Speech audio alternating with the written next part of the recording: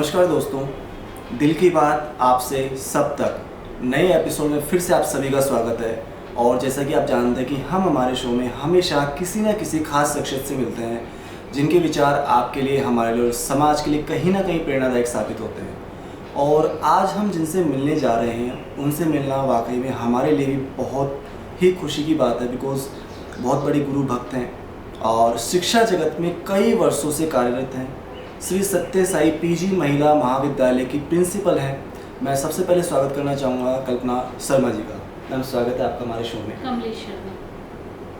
कमलेश शर्मा जी, अगर हम कहें व्यक्तिगत रूप से भी तो शिक्षा जगत में आपको बहुत लंबा समय हो चुका है जी। सबसे पहले मैम हम ये जानना चाहेंगे कि ऐसा, क्योंकि हर माता पिता का सपना होता है कि अपने बच्चों को डॉक्टर बनाए, इंजीनियर बनाए, पायलट बनाए। आपके टाइम में ऐसा आपको, आपके परिवार के साथ में या आपके साथ ऐसा क्या हुआ कि आपको लगा कि नहीं, मुझे शिक्षा क्षेत्र में ही कार्य करना है? बहुत अच्छा सवाल है। बचपन से ही हर स्टूडेंट का सपना होता है कि मुझे ये बनना है, मुझे ये बनना है। लेकिन very beginning of my life, student life से मुझे शिक्षा, एक टीचर और लेक्चरर्स का एक व्यक्तित्व और उनका पढ़ाने का तरीका, ये सब चीज़ें मुझे बहुत पसंद थी। और ये पेशा चुनने का एक महत्वपूर्ण कारण ये भी था कि एक शिक्षक ही वह व्यक्ति है जो समाज, देश और बच्चों के लिए यूथ का निर्माण कर सकता है। जो चीज़ें परिवार में हम अपने बच्चों को नहीं दे पाते हैं, वो चीज़ें शिक्षक ही है जो हमारे यूथ को संस्कार डेवलप करने में, उनको एजुकेशन फील्ड देने में और उनको एक सही रास्ते पर ले जाने वाला शिक्षक ही होता है। तो मेरे मन में भी ये था कि मैं शिक्षक बनकर इस तरीके के कार्य करूं। और आज मुझे परमपिता परमेश्वर की कृपा से यह अवसर प्रदान हुआ है। मैं श्री सत्य साई पीजी महिला महाविद्यालय में पिछले 15 वर्षों से शिक्षक व्याख्याता पद पर ही कार्यरत हूँ। विज्ञान संकाय की स्टूडेंट होते हुए भी मुझे ईश्वर ने संगीत विषय से जोड़ा। लगातार 15 वर्षों से मैं संगीत गायन की कक्षाएं लेती रही हूँ। संगीत एक ऐसा विषय है जो ना केवल बच्चों को अच्छे संस्कार देता है, उन्हें आध्यात्मिकता की तरफ भी जोड़ता है और हमारे देश और समाज के लिए उन्हें तैयार करता है। और शायद उसी की वजह से आज मैं महाविद्यालय में प्राचार्य पद पर कार्यरत हूँ और यही चाहती हूँ कि मैं यहाँ पढ़ने वाले और भी स्टूडेंट्स हैं, उनको मॉरल वैल्यूज़, उन्हें मैं संस्कार की कमी मैं आज के यूथ में देख पा रही हूँ। तो मेरा यही स्वप्न है कि मैं लगातार इस क्रम में आगे बढ़ूँ और बेटियाँ और स्टूडेंट्स को तैयार करूँ। ये आपने बहुत अच्छी बात कही कि लगातार 15 वर्षों से ये कार्यरत रही एक लेक्चरर व्याख्याता के रूप में और आज प्रिंसिपल के पद पे बैठी हुई है। तो कहीं ना कहीं अगर हम लगातार वर्किंग करते हैं, किसी भी फील्ड में आप काम करें, चाहे प्राइवेट सेक्टर में करें या गवर्नमेंट सेक्टर में करें, अगर आपको ऊंचे पद पे पहुंचना है, सफलता हासिल करनी है, तो जाहिर सी बात हमें लगातार दिन और रात मेहनत करनी ही होगी।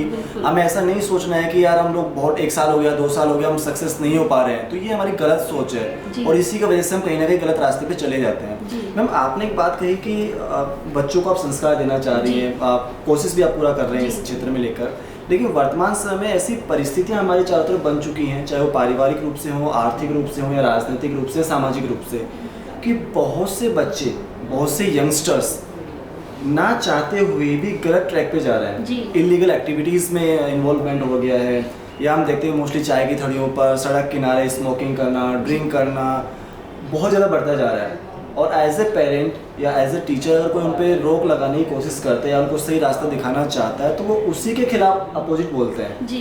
तो ऐसा क्या कारण है मैम इस चीज़ का? इसका मैं बताऊं, कहीं ना कहीं पेरेंट्स भी इसके लिए दोषी है। अगर मैं अपनी बात कहूँ, मेरे जीवन के एक्सपीरियंस से मैं बताऊं कि पेरेंट्स का कहीं ना कहीं ये मानना होता है कि जो चीज़ें और जो सुविधाएं हमें नहीं मिली है वो हम अपने बच्चों को और स्टूडेंट्स को दें। तो उसी क्रम में पेरेंट्स तो फाइनेंशियल अर्निंग की उसमें दौड़ते रहते हैं और वो अपने बच्चों पर ध्यान नहीं दे पाते और दुनिया भर की खुशियाँ, वो मीनिंग ये समझते हैं कि हम अपने बच्चों को पैसों से वो सब दे सकते हैं जो हमको नहीं मिला है। लेकिन कहीं ना कहीं मैं ये सभी पेरेंट्स से मेरी ये रिक्वेस्ट है कि बच्चों के लिए ही हमें सब कुछ करना है, अपना परिवार ही हमारे लिए सब कुछ है।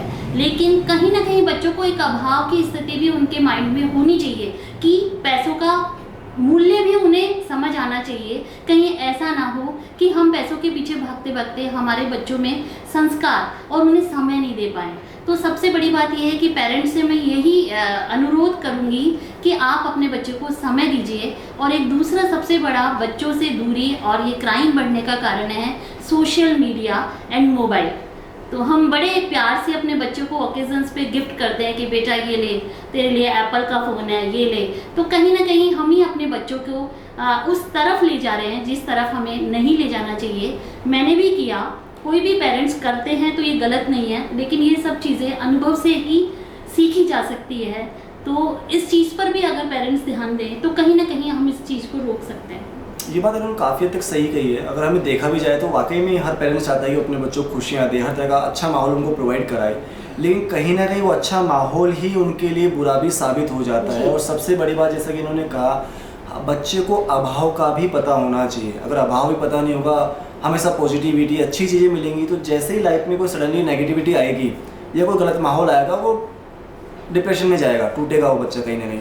मैम यहाँ पर जैसे लाइक आप सत्य साईं, इनकी भी महिमा हमने काफ़ी सुनी है, तो मैं चाहूँगा कि इनके गुरुजी के जीवन से संबंधित भी कुछ ऐसा बताएं, उनके कार्यों के संबंध में, ताकि हमारी जो युवा जनरेशन है वो ऐसा कुछ काम कर सके जो गुरुजी के आशीर्वाद से परिवार, समाज और देश के लिए भी अच्छा हो। जी, सत्य साईं महाविद्यालय अन्य महाविद्यालयों की तुलना में इसलिए अलग है क्योंकि सत्य साईं बाबा, भगवान ना माने अगर लोग ना माने तो, लेकिन ये एक ऐसे शख्सियत हैं, शरीर रूप से ये आज वर्तमान में हमारे समक्ष नहीं है, लेकिन इनकी पॉजिटिव वाइब्स सदैव और ब्लेसिंग हमारे साथ है।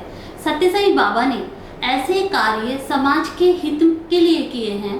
पुट्टपर्ती आंध्र प्रदेश में बाबा का जन्म स्थली है, वहाँ पर करोड़ों मिलियंस अनुयायी इनके हैं।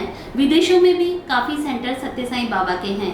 बाबा ने हमेशा बाल विकास, बच्चों के संस्कारों को निर्माण करने में बहुत कार्य किया। वे छोटे बच्चों की कक्षाएं स्वयं लेते थे और उनको तैयार करते थे। कई सारे हॉस्पिटल्स जहां पर आज भी निःशुल्क पेशेंट्स का ट्रीटमेंट किया जाता है। महिलाओं की शिक्षा के क्षेत्र में हमारा श्री सत्य साईं महिला महाविद्यालय 1974 से लगातार आज आगे बढ़ रहा है विकास के क्रम में। यहाँ पर बालिकाओं के लिए बाबा ने कॉलेज खोला। इस कॉलेज की एक विशेषता ये है कि एवरी थर्सडे हम एक सांस्कृतिक कक्षा का आयोजन करते हैं। उसमें बाबा सर्वधर्म को मानते थे, तो छोटे छोटे भजनों का हम बच्चों के साथ उनको गाते भी हैं और उनको भी मोटिवेट करते हैं कि वो भी ये गाएं। भगवान स्वयं नहीं आते हैं, लेकिन आध्यात्मिकता अगर हम आज बच्चों में कहीं ना कहीं किसी रूप में डालें तो वो एक उनमें कॉन्फिडेंस आता है और पॉजिटिविटी आती है। और इंसान जब कॉन्फिडेंट और पॉजिटिव हो तो वो दुनिया के किसी भी कोने में सफलता उसके कदम चूमती है। इसलिए मैं बहुत लकी मानती हूँ अपने आप को कि मैं सत्य साईं महाविद्यालय में सेवाएं देने का मुझे अवसर प्राप्त हो रहा है। और जब से मैंने ज्वाइन किया है, एक बात मैं अवश्य कहूँगी, हमारे चेयरमैन सर श्री सरोज खेमका जी ने विगत 2 वर्षों से जितना विकास इस कॉलेज में किया है, और मैं यही कहूँगी कि हर संस्था में इस तरीके के बुजुर्ग हमें सदैव आशीर्वाद देते रहे। इन्होंने मैम ने बहुत अच्छी बात बताई, अगर आपने इनके मैसेज को ध्यान से सुना हो, कि अगर आप आध्यात्मिक रूप से मजबूत हैं, विश्वास है आप में, कॉन्फिडेंट है, तो दुनिया के किसी भी क्षेत्र में आप काम करें, चाहे दुनिया के किसी भी देश में आप काम करें, सफलता डेफिनेटली आपके कदम चूमेगी। लेकिन ज़रूरी है कि आप संस्कारित हों, आप आध्यात्मिक रूप से सुदृढ़ हों, अपने परिवार, समाज और देश के प्रति आपकी जो भावना है वो बहुत अच्छी होनी चाहिए। नैतिकता आपके अंदर कूट कूट के भरी होनी चाहिए। बाकी गंदगी आपको सब जगह मिलेगी, लेकिन हमें वहाँ डाइवर्ट नहीं होना है अगर हमें सफल होना है। मैम यहाँ पर एक जो बात आपने भी बताई गुरुजी को लेकर, तो मैं चाहूँगा कि गुरुजी के जीवन से संबंधित कोई ऐसा वाकया आप ज़रूर बताएं हमारे दर्शकों को, ताकि वो गलत रास्ते को छोड़ के हमेशा सही रास्ते की तरफ अग्रसर रहें। बाबा अपनी माँ को बहुत बहुत ज़्यादा स्नेह करते थे, और माँ ईश्वरम्मा ने के यहाँ जब बाबा ने जन्म लिया तो प्रारंभ से ही इनकी लीलाएं बड़ी विचित्र थी। जब इनका जन्म हुआ तो इनके घर में जितने भी वाद्य यंत्र थे वो ऑटोमेटिकली बजने लगे। सितार अपने आप बजने लगा, हारमोनियम बजने लगा, तबला की थाप अपने आप चलने लगी। तो माँ ईश्वर अम्मा को बड़ा आश्चर्य हुआ कि ये क्या हो रहा है। देखिए, मैं ये बात बोलते ही मुझे रोमांचित हो रही हूँ। इनकी महिमा बहुत अपरंपार है। माँ से बहुत स्नेह करते थे और इनका सबसे बड़ा मैसेज यही है सभी बच्चों के लिए कि जो भी बच्चा अपनी माँ से स्नेह करता है, उसको सम्मान देता है, अपना हृदय का, माँ के हृदय को कभी पीड़ा नहीं पहुँचाता, उसे दुनिया में ईश्वर भी अगर चाहे और उसके भाग्य में वो चीज़ ना हो तो माँ के आशीर्वाद से उसे वो चीज़ अवश्य मिल जाती है। इसी पर इनके काफ़ी सारे एक्सपीरियंसेस भी हैं, लेकिन फाइनली यही है कि अपनी माँ का सभी बच्चे सम्मान करें और माँ से बढ़कर इस सृष्टि में, इस दुनिया में कोई भी नहीं है। अंतिम समय में भी जब इनकी माँ ने शरीर छोड़ा तो बाबा बाथरूम में थे। उनको पता था, उनको पहले से सारी चीज़ें स्मरण होने लगती थी कि ये होने वाला है। माँ प्यार से बाबा को सत्या कहकर अनुबोधित करती थी। माँ के जब प्राण निकलने वाले थे तो माँ ने बोला सत्या सत्या, और बाबा उस समय बाथरूम में थे। बाबा को बाथरूम में ही पता लग गया कि आज मेरी माँ शरीर छोड़कर जाने वाली है, और उन्होंने अपने हाथ से उनको चरणामृत दिया और उनकी माता ने ये शरीर छोड़ा। तो ये बात मैं आप लोगों को इसलिए बता रही हूँ कि हम भी सभी अब ये प्रण करें कि अपने माँ का, माता पिता दोनों का ही, अपने सभी बड़ों का सम्मान करना चाहिए, लेकिन उनमें भी सबसे सर्वोपरि हमारी माँ है जिन्हें हमें हमेशा सम्मान करना ही चाहिए, उनकी हर बात को मानना ही चाहिए। ये बात बिल्कुल सही कही इन्होंने, और हमारे धर्मशास्त्रों में सभी जगह एक चीज़ लिखी हुई है, यत्र नारेस्तु पूज्यन्ते रमन्ते तत्र देवता। अगर माँ, हमारी पत्नी, हमारी बच्ची, हमारी बहन, जिस भी रूप में वो हमारे साथ में है, अगर हम उसका सम्मान करते हैं तो मुझे नहीं लगता कि समाज में इस तरह की गंदगी या गंदापन कुछ होगा। अगर हम अपनी बहन बेटी का सम्मान करेंगे तो जाहिर सी बात है बाहर भी वो सम्मानित होगी और गलत एक्टिविटी कभी किसी के साथ नहीं हो पाएगी। तो हमें सबसे महत्वपूर्ण तो इसको ही ध्यान में रखना होगा कि हमारी माँ सर्वोपरि है, उसका सम्मान करें। उसके द्वारा जो संस्कार हमें दिए जाते हैं उन संस्कारों पे चलते हुए निरंतर अपने पद पे बढ़ते हुए हमें सफलता डेफिनेटली मिलेगी अगर हम संस्कारित हैं माँ को लेकर। मैम, आपने इतनी अच्छी बातें हमारे दर्शकों को बताई और आपने हमें शो में इतना टाइम दिया, उसके लिए बहुत बहुत धन्यवाद मैं आपका। जय हिंद, जय भारत। जय हिंद, जय भारत। Thank you, Sai Ram.